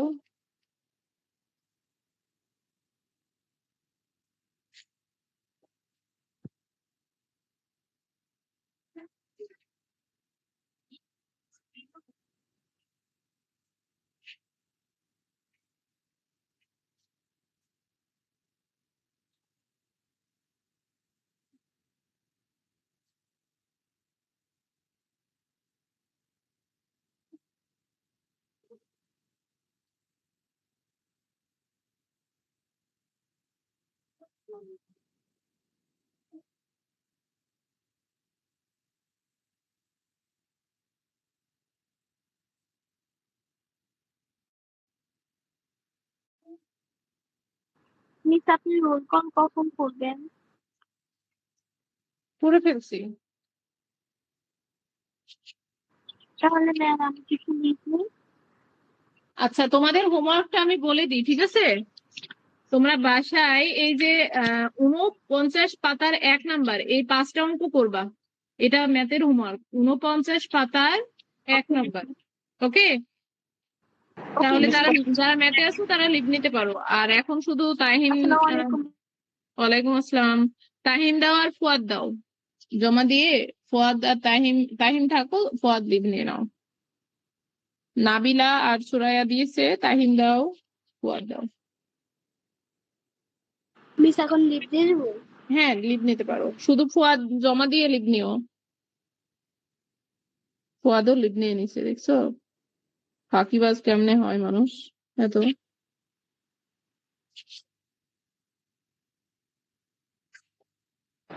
আমি ছবি পাঠাচ্ছি। আচ্ছা,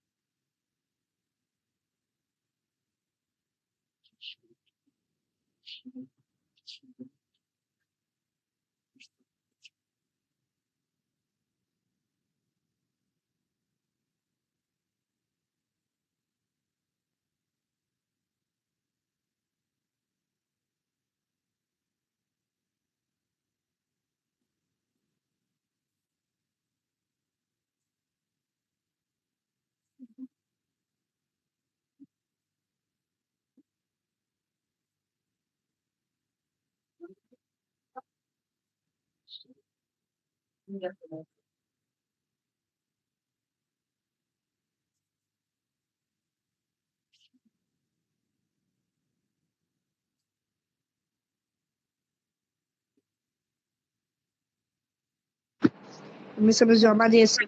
হ্যাঁ তাহিম, তোমারও হয়েছে, বুঝেছো কি? তোমার এত জি। বক্স করা লাগবে না, তুমি এমনি সিম্পলি করলেও হবে, যদিও ওখানে শূন্যস্থান আছে না। আচ্ছা, তাহলে ঠিক আছে। আচ্ছা, বুঝেছো কি? আর কোনো প্রবলেম আছে? না মিস। তো এবার আসো আমরা হচ্ছে করি, মানে বিজ্ঞান ক্লাস করি। বিজ্ঞান বই নিয়ে বসো। আরিবা, তুমি বিজ্ঞানে আছো, তো আরিবা তো আজকে না, আজকে তুমি একাই।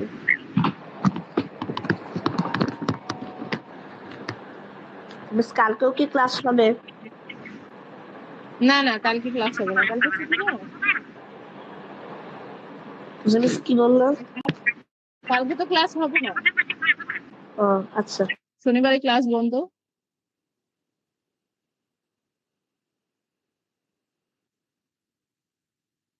আচ্ছা, আমরা কি পড়ছিলাম? শক্তি প্রবাহ না?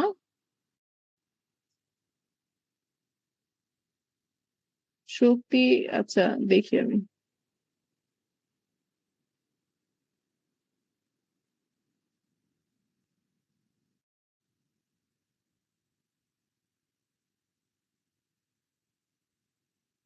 আচ্ছা, শক্তির রূপান্তর, তাই তো? তো জি শক্তি মিস। রূপান্তরের কোন পর্যন্ত শেষ করছিলাম এখানে, মনে আছে তোমার? তাপ সঞ্চালনের আগ পর্যন্ত, তাই না? আরো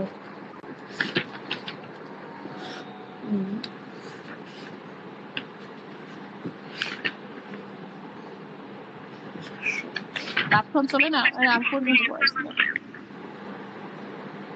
54 পৃষ্ঠা থেকে শুরু।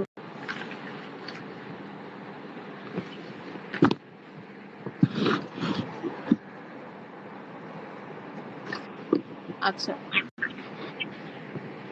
তো দেখো 54 পৃষ্ঠায় প্রথমে আছে হচ্ছে তাপ সঞ্চালনের পরিচালন পদ্ধতি সম্পর্কে আমরা আরো কিছু জানি। আহ আচ্ছা, এখানে দেখো একটা পরীক্ষা দিয়েছে, হ্যাঁ। তো এখানে তাপ সঞ্চালন দিয়ে পরীক্ষা দিছে। তো পরীক্ষাটা কি? তাপ সঞ্চালনের পরিবহন পদ্ধতি সম্পর্কে আমরা আরো কিছু জানি। তো পরিবহনটা কি? পরিবহন মানে কি? মানে এখান থেকে এক জায়গা থেকে আরেক জায়গায় যাওয়াটাই কি একটা পরিবহন। তো কঠিন পদার্থের মধ্যে দিয়ে তাপ সঞ্চালিত হয় পরিবহন পদ্ধতিতে। কি? পরিবহন পদ্ধতিতে। তো পদ্ধতিটা কেমন দেখি। গরম পানিতে ধাতব চামচ রাখার বিষয়টি নিয়ে ভাবি। আচ্ছা, তাহিন কি শুনছো? সুন্দর মতো শুনছো কি? জি মিস। তুমি কখনো কোনো গরম চায়ের মধ্যে দেখবা যে তোমার মা যখন চা বানায় তখন চায়ের মধ্যে চামচটা গরম থাকে না? জি মিস। তো এটা হচ্ছে বলছে খুব আহ, আহ, গরম পানিতে ধাতব চামচ রাখার বিষয়টা নিয়ে ভাবি, এটা নিয়ে ভাবতে বলছে। তো খুব তাড়াতাড়ি চামচের হাতলটাও গরম হয়ে ওঠে। মানে চামচটা তো গরম হয়, আবার হচ্ছে হাতলটাও গরম হয়। কলম দাও তো। ঠিক আছে, তো হাতলটাও কি হয়? গরম হয়। তো এক্ষেত্রে গরম পানি তাপ সঞ্চালিত হয়ে চামচের গরম অংশ থেকে ঠান্ডা অংশে সঞ্চালিত হয়। কি হয়? চামচ, মনে করো হাতলটা ঠান্ডা আছে, আর যেই আমরা চামচের মাথাটা যেটা বলি, সেটা দিয়ে যে চামচের মেন অংশটা যেটা দিয়ে আমরা খাই কোনো কিছু, সেটাতে তাপ প্রথমে থাকে, তারপর আস্তে আস্তে হাতলের দিকে যায়, মানে যেটা ধরবো আমরা। ঠিক আছে, তো এখন সেখানে সঞ্চালিত হয়। চামচ তাপের পরিবাহী হিসেবে কাজ করে। কি করে? পরিবাহী, মানে পরিবাহী মানে কোনো কিছু মানে বাধা না দিয়ে সেটার মধ্যে দিয়ে চলাকেই পরিবাহী বলে। মানে পরিবহন করতে পারে যেটার মধ্যে দিয়ে, মানে এক কথা আসা যাওয়া করতে পারে। তো তাপটা চামচের মধ্যে আসা যাওয়া করতে পারবে, তাই ওটা পরিবাহী হিসেবে কাজ করে। তো পরিবহন পদ্ধতিতে পদার্থের অণুগুলো তাদের নিজস্ব স্থান পরিবর্তন করে না। কি করে না? পদার্থের অণুগুলো দেখো, একটা চামচ, হ্যাঁ, একটা আহ চামচ যদি আঁকাই কেমন হবে?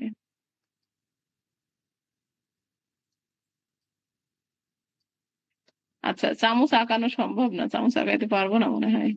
মনে করো এরকম একটা চামচ, তো এই চামচের মাথা এটা। তো এইখান থেকে তাপ কোন দিকে? এই দিকে যাবে। এখন এই চামচের এইটুকুন দিয়ে আমরা হচ্ছে গরম হয়ে যায়, কিন্তু হাতলটা কি হয়? হাতলটাও গরম হয়। কিন্তু চামচ কি কখনো উম, বাঁকা হয়ে যায়? মানে চামচটা কি কখনো লম্বা হয় বলো তো তাহিম? চামচ কি কখনো লম্বা হয়? আচ্ছা, আমি একটা ইসে দেখাই তোমাকে। তাহিম শুনতে পাচ্ছো? জি মিস। চামচ কি কখনো লম্বা হয়? মানে আচ্ছা, আমি চামচ আগে নিয়ে আসি তারপরে দেখাই।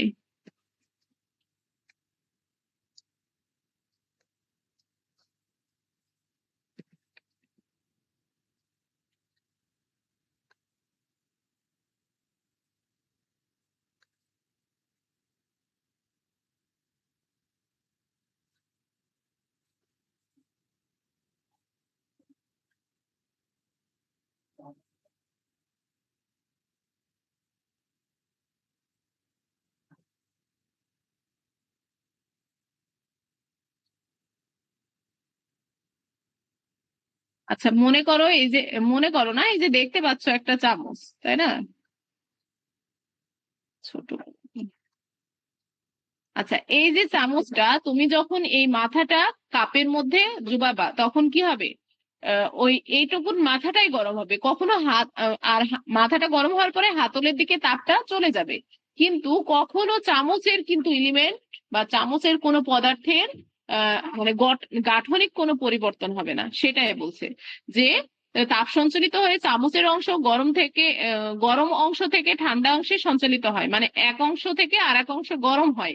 চামচ তাপের পরিবাহী হিসেবে কাজ করে। পরিবহন পদ্ধতিতে পদার্থের অণুগুলো তাদের নিজস্ব স্থান পরিবর্তন করে না মানে পদার্থের অণু, মানে দেখো বলছে যে হচ্ছে এই চামচের কোনো পদার্থের কোনো অণু পরিবর্তিত হয়ে বেঁকিয়ে যায় না বা মানে এবড়ো থেবড়ো হয় না, ঠিক আছে? এটা বলছে।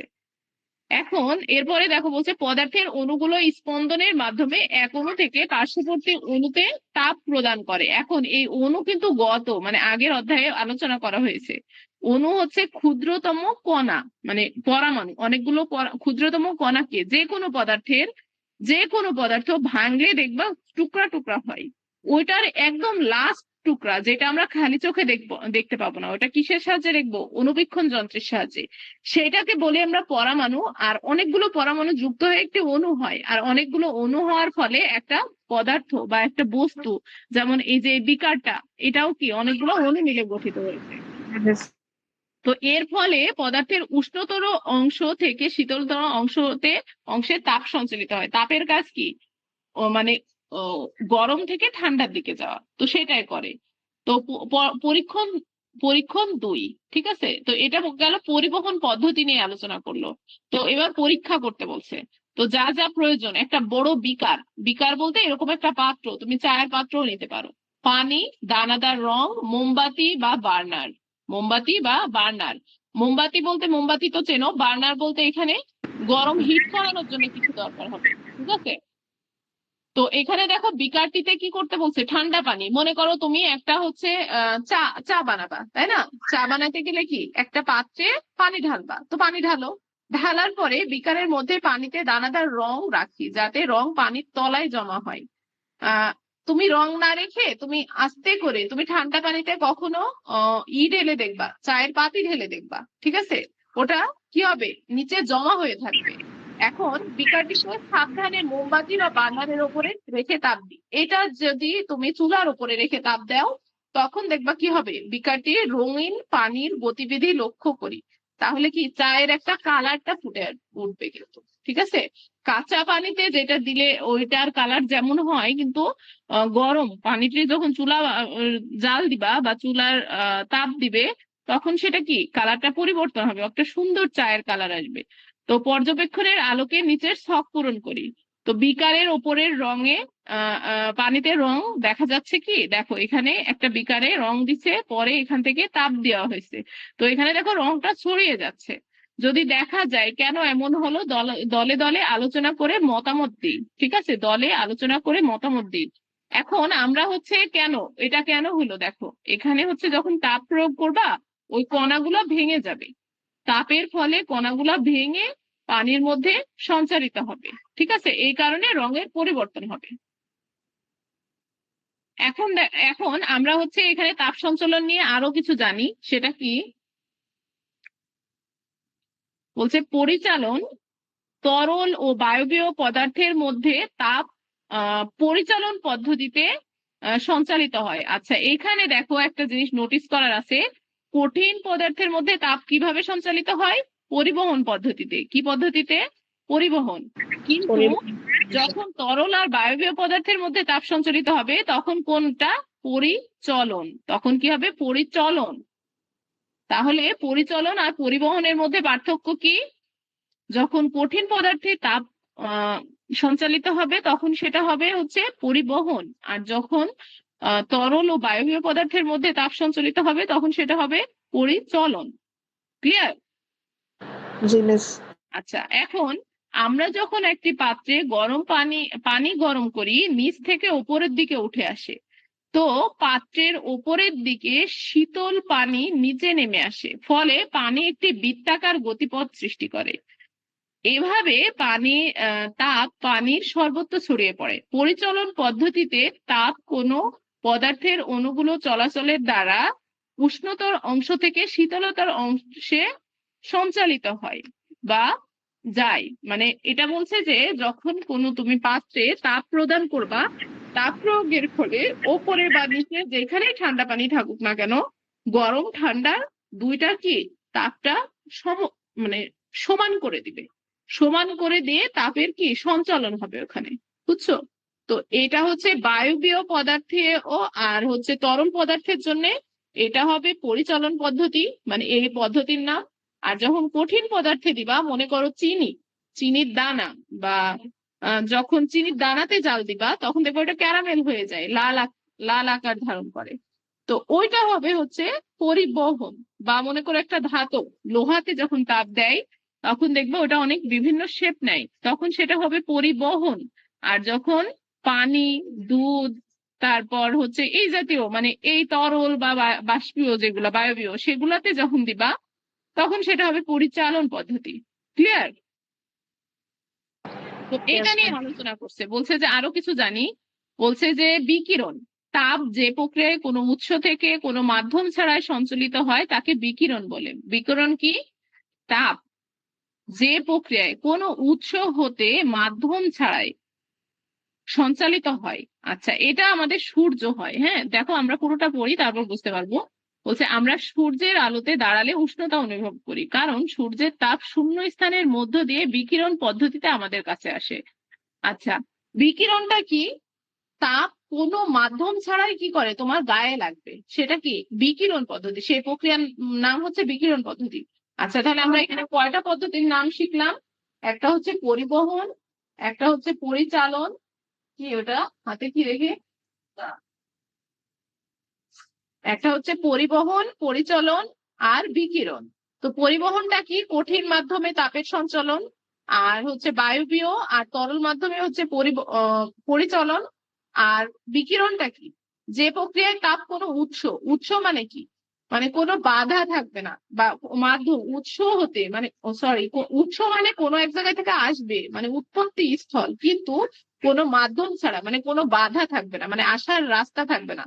মনে করো তুমি এক জায়গা থেকে গাড়ি চালাচ্ছ, হ্যাঁ, তোমার গাড়িটা উৎস কিন্তু রাস্তা দিয়ে যাবে, তাই না? রাস্তাটা হচ্ছে মাধ্যম। কিন্তু দেখো সূর্যের আলো আসতে কোনো রাস্তা আছে বলো তো? নির্দিষ্ট নির্দিষ্ট কোনো রাস্তা নাই, ওটা কি শূন্য মাধ্যমে আসে, এই জন্য ওটাকে কি বলে? কোনো মাধ্যম ছাড়াই যখন বিকিরণ হয় সেটাকে বলে হচ্ছে বিকিরণ। কোনো মাধ্যম ছাড়াই যেটা সঞ্চালিত হয় সেটাকে বলে বিকিরণ। বুঝছো? তো এটার সব থেকে ভালো উদাহরণ হচ্ছে সূর্য। তাছাড়া তুমি যে কোনো চুলার পাশে যে তাপটা অনুভব করো সেটাও হইতে পারে, সেটাও হইতে পারে না সেটাও। হ্যাঁ, তো এরপরে দেখো বলছে বিভিন্ন ঘটনা ও কাজে তাপের সঞ্চালন। তাপের সঞ্চালন আমরা তিন প্রকারে দেখলাম, একটা পরিবহন, পরিচালন আর হচ্ছে বিকিরণ। আমরা প্রতিদিন জীবনে এমন অনেক কাজ করি যেখানে তাপ ব্যবহার করা হয়। কেউ যখন চুলায় রান্না করেন, কাপড় ইস্ত্রি করেন, রোদে ধান শুকান, সবখানেই তাপের ব্যবহার দেখা যায়। রোদে রাখা ভেজা কাপড় গরম হয়ে শুকিয়ে যায়, কি হয়? গরম হয়ে শুকিয়ে যায়। আবার শীতকালের আগুন পোহাতে গিয়ে আমরা গরম অনুভব করি।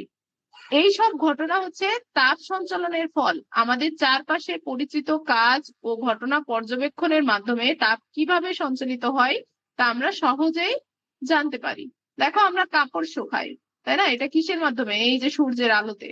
আবার আয়রন করি, জামা কাপড় যেটা ইস্ত্রি করি, সেটা কি তাপ, এখান থেকে হিট আসে আর আমরা প্রেসার দিয়ে সেটা কি করি, ওটার এলোমেলো ভাঁজকে স্ট্রেট করে দিই। আবার দেখো এখানে চুলাতে রান্না করি, এখানেও হিট দিয়ে রান্না করি, এখানেও সেম। আবার এখানে দেখো, এখানে যে শীতের সময় আগুন পোহাচ্ছে, তো ওইটাও কি শীতে ওরা হচ্ছে, শীতে যখন ওরা মানে শীতে আমরা বাঙালিরা বলি যে আমরা শীতে যখন জমে যায় তখন কি তাপ নিয়ে আমরা কি করি, তাপ নিয়ে হচ্ছে আমরা উষ্ণতা অনুভব করি। এখন দেখি নিচে কি আছে। নিচে একটা তাপ সঞ্চালন পদ্ধতি দেওয়া আছে। তো চিত্র একে কোন পদ্ধতিতে তাপ সঞ্চালন হচ্ছে বলো তো? সূর্য থেকে তাহলে সূর্য থেকে কোনো মাধ্যম ছাড়া হলে কি হয়? বিকিরণ। হ্যাঁ, বিকিরণ হবে। আর দ্বিতীয় চিত্রে কি আছে? দ্বিতীয় চিত্রে দেখো, এটা হচ্ছে কি কঠিন পদার্থ থেকে হচ্ছে, তাহলে কি পরিবহন পদ্ধতি, তাই না? জি মিস। আচ্ছা, তারপর এখানে দেখো কিছু খড় থেকে হচ্ছে তাপ, তাহলে এটাও কি? না, এটা হচ্ছে বিকিরণ। এটা দেখো একটা উৎস থেকে তাপ আসছে, তারপর এটা ছড়িয়ে যাচ্ছে, এটা কিন্তু বিকিরণ। এটা কি? বিকিরণ। কিন্তু এই যে 4 নাম্বার আর 5 নাম্বার এই দুইটা কি বলতো? পরিচালন। হ্যাঁ, পরিচালন। বুঝতে পেরেছো তাহলে ডিফারেন্সটা? মিস তো কি বললো? এই গেল হচ্ছে তাপের সঞ্চালন পদ্ধতি। আর কি কোনো কোশ্চেন আছে তাপের সঞ্চালন নিয়ে তোমার? মিস আচ্ছা, এরপরে আমাদের আরেকটা টপিক আছে হচ্ছে আলোর সঞ্চালন। কি? আলোর সঞ্চালন মানে আলো কিভাবে চলাচল করে। তো চলো এটা দেখি। বলছি যে শক্তির একটা রূপ হলো আলো। শক্তির কি রূপ? একটা রূপ। ঠিক আছে। তো আমাদের চারিপাশে জগৎকে দেখতে সাহায্য করে। কি করে? এটা আমাদের দেখতে সাহায্য করে। এটা বিভিন্ন উৎস থেকে আসে, যেমন তারা, সূর্য, বৈদ্যুতিক বাতি ইত্যাদি। এমনকি আমরা জোনাকি পোকা থেকেও আলো পাই। আলো আমাদের চারিপাশের পরিবেশ বুঝতে এবং অনুভব করতে সাহায্য করে। আচ্ছা, তাহলে আমরা কি? আলো আমাদের একটা শক্তির রূপ। আমরা শক্তি রূপান্তর করছি, তো এটা কি? শক্তির রূপ। কি? আলো। তো এটা কি আমাদের চারিপাশের জগৎকে কি করে? দেখতে সাহায্য করে। এটা বিভিন্ন উৎস থেকে আসে, যেমন তারা, সূর্য, চাঁদ থেকেও কিন্তু আসে না আলো? চাঁদের আলো আসে না? ও না, চাঁদের তো নিজস্ব আলো নাই। কিন্তু চাঁদ থেকে আমরা দেখবা যে চাঁদ যখন ওই যে সূর্য থেকে আলো নেয়, তখন কিন্তু আমরা ওইটার থেকে আমরা দেখতে পাই। হুম। তো এখানে দেখো একটা মোমবাতি আছে, তারপর কয়েকটা বোর্ড দেওয়া আছে। একটা বোর্ডের ফুটোগুলা কি প্যারালাল মানে সমান ভাবে দেওয়া আছে। আলোটা দেখো এই যে এই ওয়ালে যে লাগছে। আর আরেকটার দেখো এই যে আলোগুলা কি ঢেউ ঢেউ কাটা। এটা কি আর ওয়ালে দেখা যাচ্ছে না। এখন দেখো আমরা পড়ি, এখানে সারসংক্ষেপে কি বলছে? বলছে এই পরীক্ষণের মাধ্যমে আমরা বুঝতে পারি। এই পরীক্ষাটা কিভাবে বলছে এখানে? আমি বলছি এখানে সেম সেটাই লেখা। মনে করো তুমি একটা মোমবাতি নিবা। এখন মোমবাতি নিয়ে তুমি একটা কয়েকটা বোর্ড কেটে টুকরা টুকরা করে গোল গোল এরকম শেপ করবা, মানে ফুটা করবা সেম বরাবর। মানে ওই ফুটাগুলো প্রত্যেকটা বোর্ডেই সেম থাকবে। তুমি সেটা ওই যে সুবক্সে যে কার্টুন থাকে, কার্টুন দিয়ে করতে পারো। যখন দেখো সমান থাকবে, তখন এই ফোঁটাগুলা দিয়ে কি আলোটা একদম ওয়ালে গিয়ে লাগবে। কিন্তু যখন ফোঁটাগুলা এলোমেলো থাকবে, সেটা যাবে না। কেন যাবে না? ওটা বাধাগ্রস্ত হবে। তো এই পরীক্ষাটা সেটাই। তো এখানে সারসংক্ষেপে কি বলছে? বলছে এই পরীক্ষার মাধ্যমে আমরা বুঝতে পারি যে আলো সবসময় সোজা পথে চলে।